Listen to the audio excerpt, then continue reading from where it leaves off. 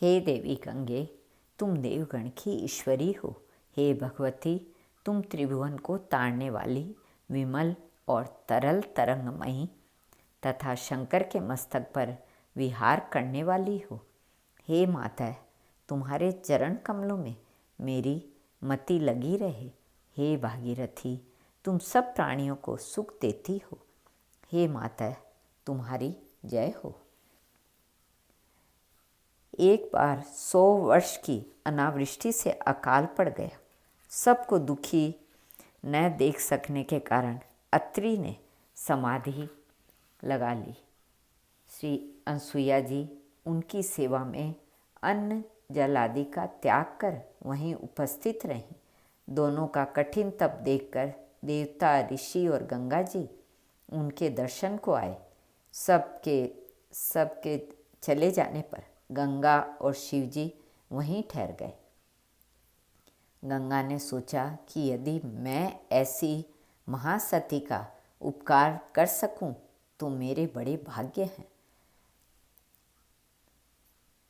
54 वर्ष बीतने पर महर्षि ने समाधि छोड़ी और अनसुईया जी से जल मांगा। वे कमंडलू लेकर निकली और चिंता करने लगी कि कहाँ से स्वामी के लिए जल लाकर उन्हें संतुष्ट करूं। गंगा जी ने मूर्तिमान होकर दर्शन दिया और पूछने पर बताया कि तुम्हारी तपस्या से प्रसन्न होकर मैं आई हूँ। तुम जो मांगो वही मैं दूँ। अनसुईया जी ने जल मांगा। गंगा जी ने गड्ढा खोदने को कहा। गड्ढा खोदने पर गंगा जी उसमें उतरकर जल रूप हो गई। श्री अनसुईया जी ने जल लिया और प्रार्थना की कि जब तक मेरे स्वामी यहाँ न आ जाएं, तब तक आप यहीं उपस्थित रहें। वे जल लेकर गईं। महर्षि ने जल पीकर पूछा कि यह दिव्य स्वादिष्ट जल कहाँ मिला।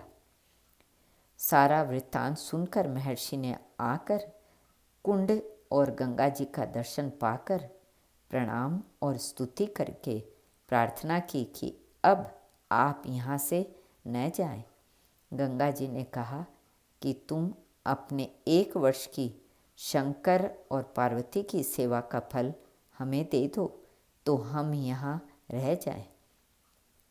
महर्षि अत्रि ने ऐसा ही किया और गंगा जी वहाँ रह गईं।